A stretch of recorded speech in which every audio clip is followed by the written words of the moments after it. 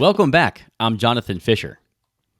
In the world of B2B sales, companies all around the world depend on thousands of very hardworking people known as SDRs, Sales Development Representatives. It's always been a tough job, and recent years have only made it even harder. If you're an SDR yourself, what steps can you take to help create a longer-lasting, more satisfying career for yourself? If you manage SDRs, how can you help your team reach and maintain peak performance? Well, our guest today is going to help us with that. Starting out as an SDR himself, Jesse Gittler has advanced into leadership roles in several high-profile tech companies, including Tebra, where he currently serves as the Director of Sales Development. Jesse also generously shares his insights and wisdom with others who are trying to be effective in their leadership of their SDR teams, and is here to do that for us today as our guest. Jesse, welcome to the show. Thank you, Jonathan. Happy to be here. Thank you for having me. Wonderful to have you. Yeah. So you're a rock star, Jesse. You've done a lot of cool stuff. Can you tell our guests, our audience rather, a little bit more about what you do every day in your role at Tebra? Yeah, sure. So my job is Director of Sales Development at Tebra. Ultimately, I oversee a org of SDRs of around 30, and I have 3 managers that roll up to me. Now, it's an interesting question, what you do or what the goal is of my job and as a director, because this is something I like to talk about a lot, which I think people get kind of confused by, or when I'm teaching or coaching, I always try to break it down into its simplest forms. It starts with what is the actual goal of your job, right? And we could talk about it at, like, for the SDR, for example, the job of an SDR is people would say to book meetings, but it's not. It's really to gauge curiosity. That's really what you're trying to do. You can't make someone take a meeting. When you're closing business, people would say, what's the job of a closer? You'd say to sell, to bring in revenue.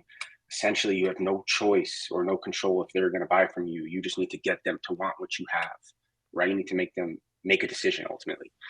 As a manager, and this is the big one that I think, if there are any managers listening, definitely, whenever you get pulled around and up and under and you're all over the place, and the ultimate goal is to make your people better.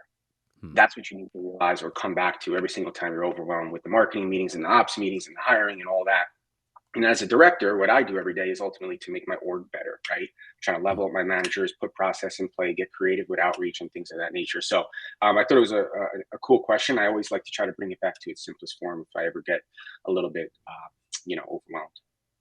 Well, I love that because I think how you define success is really a critical key. It may be one of the areas where people miss the mark on this front. And I'd like to start the conversation there on our topic today. We want to discuss how an SDR can advance into the C-Suite. You could probably take that different ways, but the reality is a lot of leaders do start off in that original chair of it's kind of a grind, right? It's hard work. It's a good place to prove out your work ethic, gain some really good usable skills. I kind of want to ask 2 questions. You can answer them in either order you like. One is, you've been at it for a little while. You're a younger guy, but you've been at it for a minute. How have you seen it change, especially coming out of the COVID era, let's call it? And where do you see people today still missing the mark as SDRs and as managers of SDRs? Yeah, definitely. So, I'll tell you what, when we went remote originally, and I'm an in-person guy. I'm an office guy. Let's go, let's rally. And work from home wasn't even a thing, where I was from. It just wasn't a thing for SDRs at all. We laughed at it. If you need to work from home, you better tell me what you were going to do, and you check in. And, it wasn't something that was oh, I'm going to work from home tomorrow. And then, obviously, like everybody else, they told us we're going to try to work from home on Friday, the whole company, and we never went back.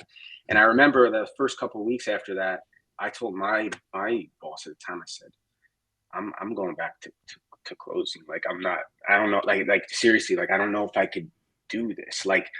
So I think where it changed from that is, it makes a hard job harder, right? Because now you don't get to go and show up to a place where everyone's in it together doing the same thing. You get to rally and lean and also learn a lot by osmosis, which makes the manager's job a lot harder because you're picking up so many things by just listening to people around you.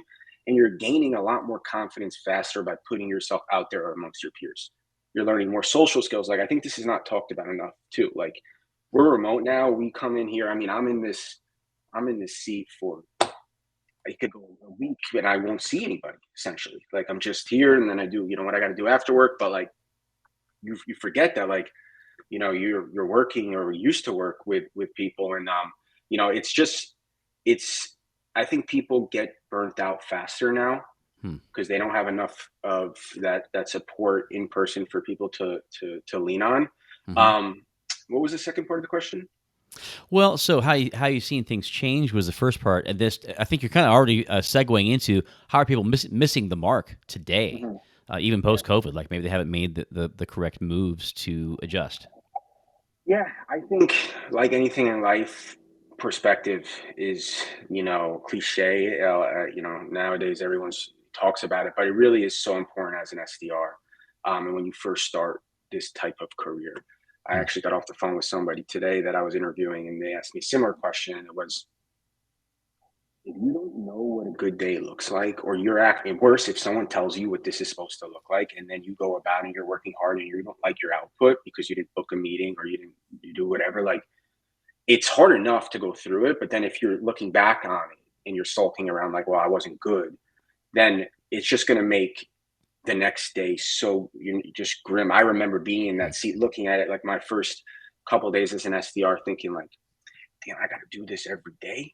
Hmm. Like I got to do this again. I just made, 80, $100. I got to do it again. Yeah.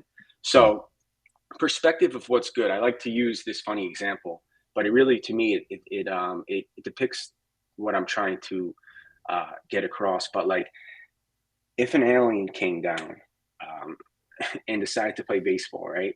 And this alien didn't speak to anybody about what the rules were. Just got up there, was in the major leagues, and was, striking out 7 out of 10 times, was failing, wasn't getting a hit. This alien would go back up to space and be like, "Hey, quit!" Right? You throw out. I'm failing 70% of the time. This is the worst game I've ever played. Yeah. And you go back and tell his alien friends, like, I'm terrible at it, right? But in reality, he's a Hall of Famer, that alien. So when it comes to being an SDR, and if you're just getting started, yeah, we talk about detaching from the outcome, but literally understanding what are the connect rates, what are the conversion rates, like how many leads does it take to get into a conversation to have a chance, right? Because this is a game of numbers and we are playing it in a long way, right? So you need Yeah. those averages to kind of to build up to see where you're going. Yeah. That makes sense. So maybe just not setting the bar in a way that makes sense for people to feel like, hey, I can put my stamp on that day. That was a good job. I did what I was supposed to do every day. Feels like maybe that's ill defined for a lot of teams out there. What about this issue where um, you had all these social interactions that were baked into the job? You could go into the office and you had that feeling of connectedness to the team and all the things we were speaking about earlier. Mhm. What are some alternative ways to fill that gap? Because those are really important things, right? We need to be able to pick up on the best practices from our cohorts and our superiors. What do you think can work now in this virtual space to fill that gap? $1 million question, and it is something that I think all teams and orgs are working towards. And when I look at it now as my job of running the entire organization, I have 3 managers, and I'm not a manager anymore, so I'm no longer in the trenches as I once was, coaching and doing those things. But when I think about it, people want to be connected, and that's what they get when they come into an office and they see other people failing and winning, and we're part of the same thing, and they laugh it off and take a walk. And that's possible to do remote. It's just harder. And when things are harder, they need more intention, right? So Hmm. you need to actually plan and schedule and do them. You could call someone and say, hey, talk about a call that just went bad, right? It has a similar effect. You can set up group Zoom meetings to, I do icebreakers with my team. We just bring up a question and we talk, just discuss, like if we're sitting around in the kitchen, Hmm. laugh off a bad call.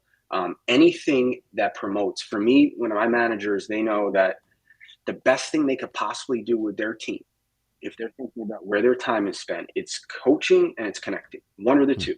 And if you could combine both, then that's the best possible outcome for you and your job. You're going to get the most out of your people if you're consistently coaching or connecting. So you're not going to be able to do that by getting everyone around in a room. You're going to have to be a little bit more intentional and set those times up and things like that. But it is possible. Yeah, so a lot more one-on-one Zooms, or even just picking up the old-fashioned telephone calling, or what have you. Staying in the space of people using technology. So we have as a theme today kind of advancing as a career, and I think we can look at that from both sides as well, right? If you are a manager, probably helping to career path your people could be one effective way. You mentioned developing people as a key indicator for your own success as a leader in sales development. Maybe we can start though by talking about the person in the chair. How can he or she make some steps to make their career move in a good, positive, forward direction? And of course, you have your own background to draw on. So, share with us if our listener is an SDR, what are some things he or she can begin to do today?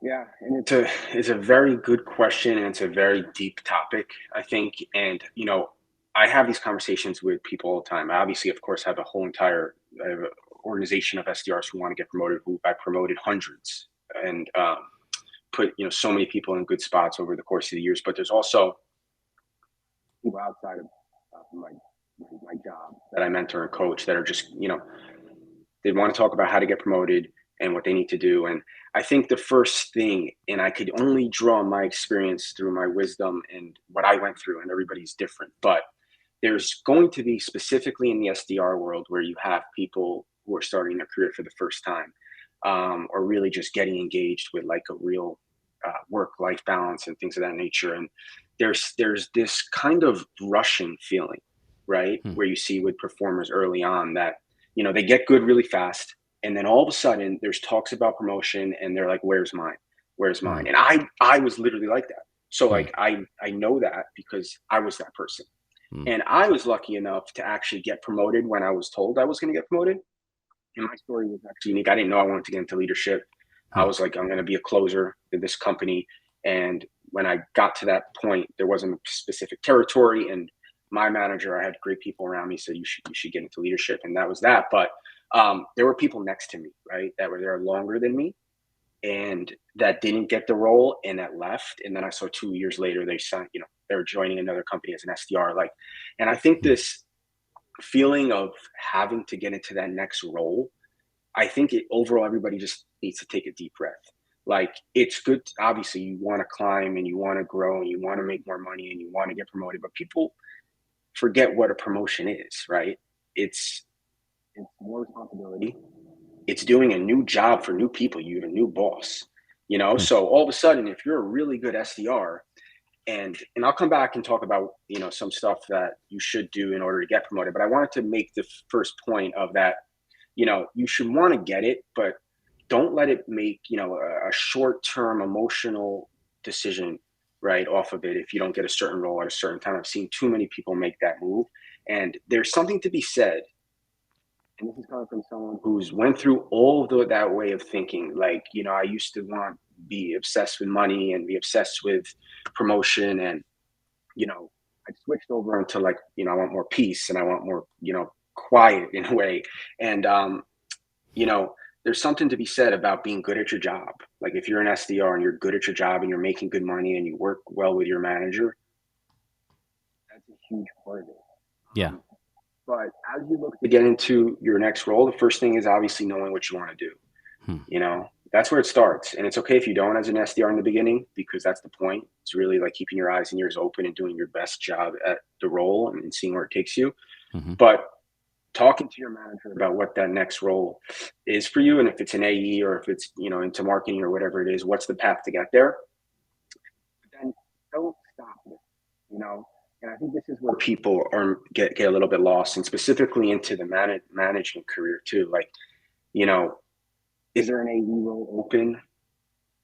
Probably not. Or is there a manager role open? Probably not. There's never, you have to put yourself in position for when it does come up. It's a very, very tough time right now. And there's, you see what's happening in a lot of these companies with the layoffs and things like that. And all you could do, just like when you're selling, is put yourself in position for when the prospect or your company has that position open and they can move you in there. And if you can't get a time, you at least get a path to there, and being proactive. Being proactive with what you're seeing, what you're doing every day. I mean, it's the simplest things that will set you apart. If you message your boss, your manager as an SDR every day, what your plan is going to be, for the day, and then how you did, you will be in the top 5% of your group, because nobody is going to stick to that, and that Hmm. shows that you're organized, that you're detailed, that you care, that you're taking ownership. And those things are crucial when you get into an AE role, because an AE role is an SDR role with more responsibility, and that's Yeah. what we want to see. Yeah. Yeah. Well, so the first thing you mentioned is probably really important to maybe drive home, and that is it may not even be for you to get a promotion.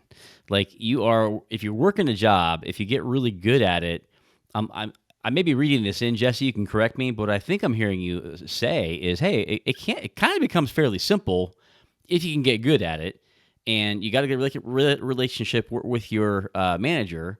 You can show up and do your thing and get paid. That may be a better thing to stick with if that's what you want. Like that, there's no reason why we should rule that out, right? That is one option. And then having done that little bit, okay, what do I really want? Okay, what's the next logical step? Did I miss what you're saying at all, or do you agree disagree with that? I mean, I agree. I think it's worth talking about, right? I think it's Mm-hmm. worth talking about because people, they're obsessed with the idea of promotion. And I'm not knocking it at all. Like, Right. I'm still I was there, I still am there. I still want to go and be, whatever it is. Like, but it's worth talking about, especially nowadays. There are so many difficult, even segments of the year when it comes to holidays or summer, when it comes to selling, that, you go take an AE role that's brand new, you find yourself on a plan in 90 days. Like, there are so many different things that are Yeah. possible from happening. And it doesn't mean don't want to get there and put yourself in position. You should. Sure. But it's not about, and I always tell this to my team, we promote here like crazy. We have a great process and a great path. But I always tell my team, it's not about being ready. It's about being ready to be successful. Hmm. Right? Like, it's not about like, hey, I'm now eclipsed this SDR role and I'm ready to go be an AE. It's, are you ready to be a good AE? Do you have those fundamental skills? Mm-hmm. So I think it's just worth thinking about, talking about. Um, you know, the biggest lesson I think for me when I first left my original company years ago, that I didn't value enough, that I try to help others with if they're thinking about, hey, I want to get this promotion, or hey, I need to get promoted here and I want to go jump to a different company here, is the people around you, right? Like, I went from a company that had 600 people. We were pre-IPO when I was an SDR. We ended up going public. It was a great experience. And it was, of course, way before COVID, and it was in office and blah, blah, blah, all that. But I loved the people I was with. We had a great camaraderie. I had a brand that was built. This is another thing that people don't think about. Yeah. I left and I walked into this new company. It was, 8 people. And, I didn't, everyone was older than me. I didn't have a lot of people to speak to. And I had to build myself up entirely again. And like, that paycheck that I got was nice for like 3 months. And then it became baseline. And I was like, yeah, I'm like, wow, okay, next time I think about this, I gotta think about, who am I speaking to every day? How do they make me feel? Because so much of Mm. our lives are spent at work, so it's just a big Yeah. thing to think about. Yeah, that's some really good stuff, Jesse. Things that aren't maybe talked about openly enough. Like if you're linked up with a company that really has their branding game on point, it makes your job so much easier, and maybe exponentially harder if when they don't. Right? Like if they don't know who the heck you are from Adam, it is an uphill battle. And now you got to be partially a marketer now. You can't just get appointments. If I'm calling from an established company, I can jump right in.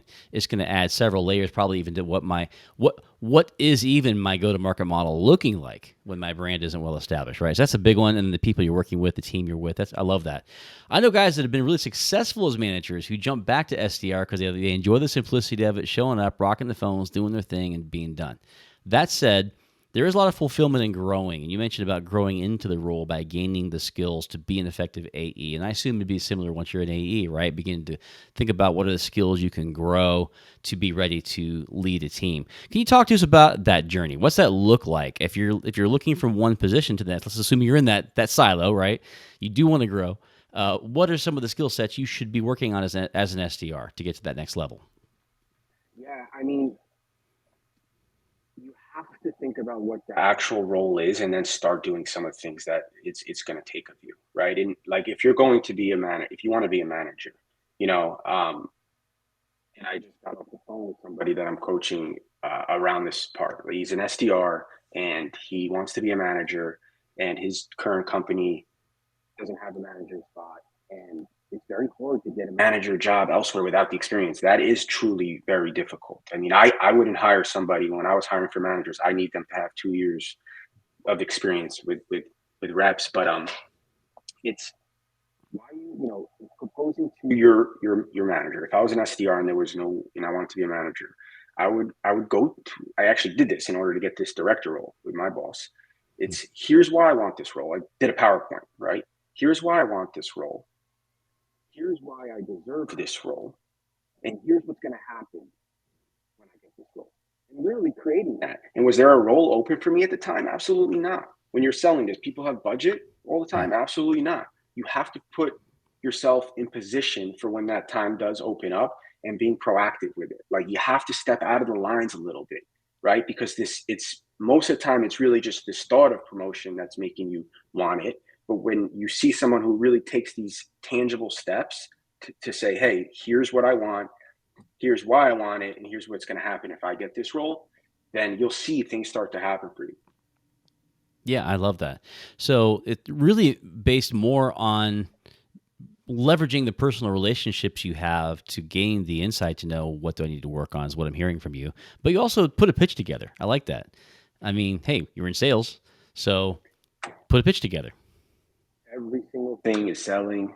Like I tell this to my managers all the time, you're selling yourself to your reps every single day. What you do, how you carry yourself, how you talk, that's selling. That's going to either make them work a little bit harder or a little bit less. Like every single thing, it doesn't stop. So you're always constantly proving that out as well, right? If you want to be an AE, you know that, okay, now I'm going to have to go and do discovery and run demos. What are some things that I can do right now that are not being asked of me to put myself in position so that my manager looks at me and says, that person is taking those first steps. Can you go sit on demo?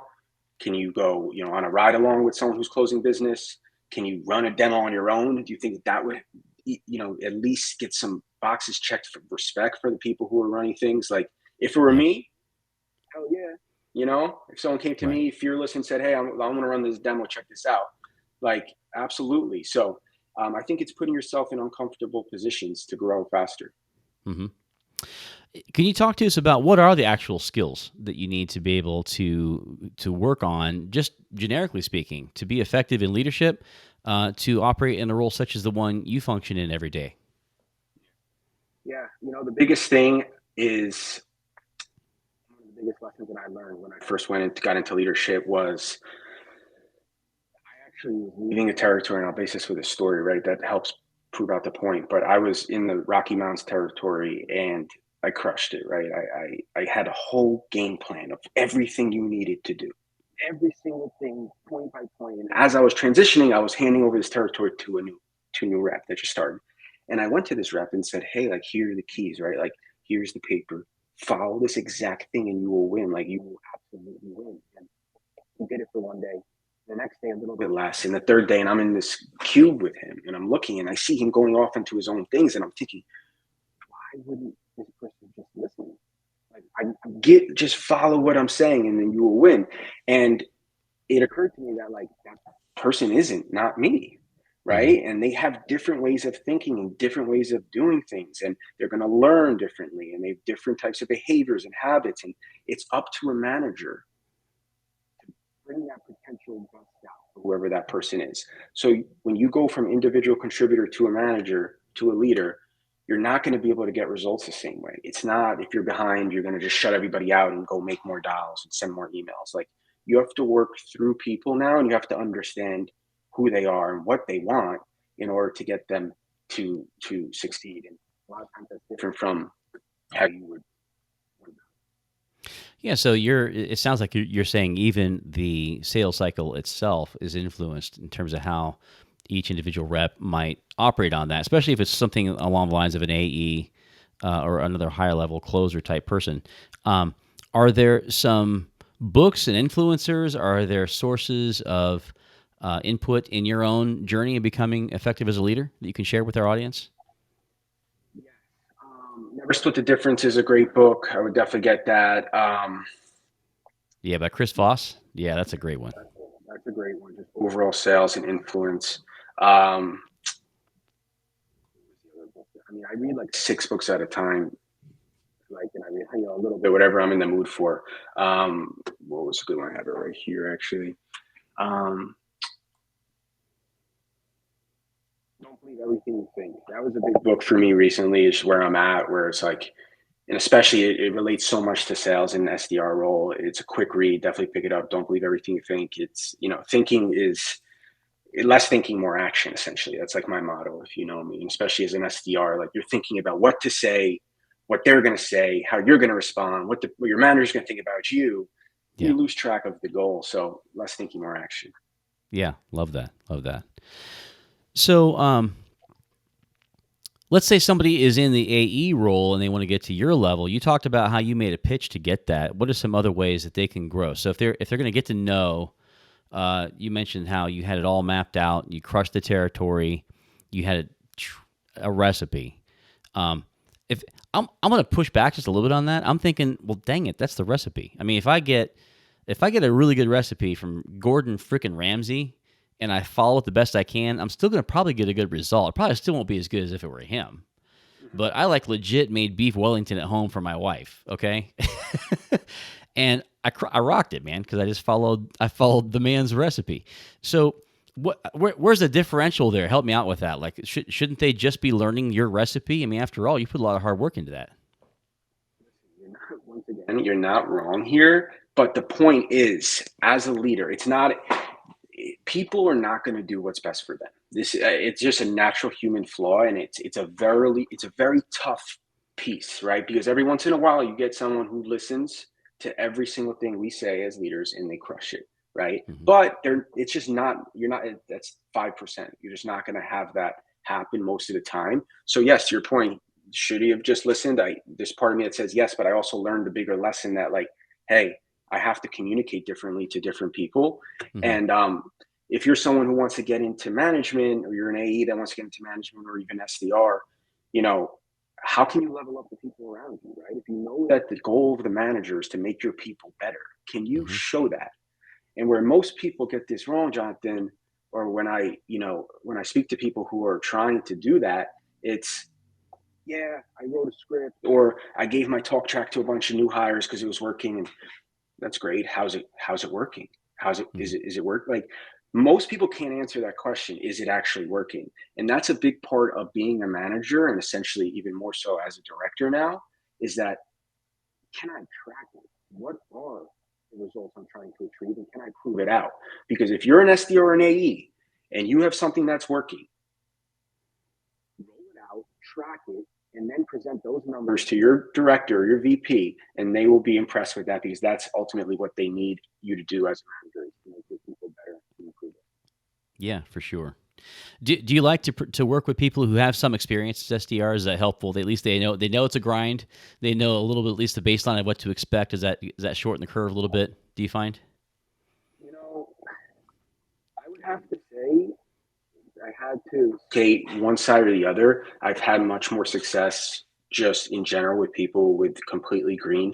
Hiring in general is, so many people think that, it's that you put it in a box and you got to do this or see this. Like, really, I look for people who are smart, who care, who are going to work hard, who are organized, and of course those characteristics that are gritty and coachable and things like that. But giving a shit, like truly caring, is the greatest X factor that I've seen. And it's easy to prove that out as a new rep, because most are just going out there. Yeah, I love it. Well, you can find thousands of people who give a rip and want to do really well on the Overpass Talent Marketplace. It's the world's leading source for quickly hiring, pre-vetted, highly effective professional SDRs, AEs, sales managers, and the like. You can build a team in days instead of weeks. You'll be shocked at how economically and how quickly you can do so. Go to overpass.com, create your free account, and discover it for yourself. Well, Jesse, it's been a great conversation. How can our audience go further with you? Should they look you up on LinkedIn? Tell us how we can reach you. Yeah, LinkedIn is the best place. Jesse Gittler. You'll see me on there. DM me if you have any questions. I will do my best to get back to you.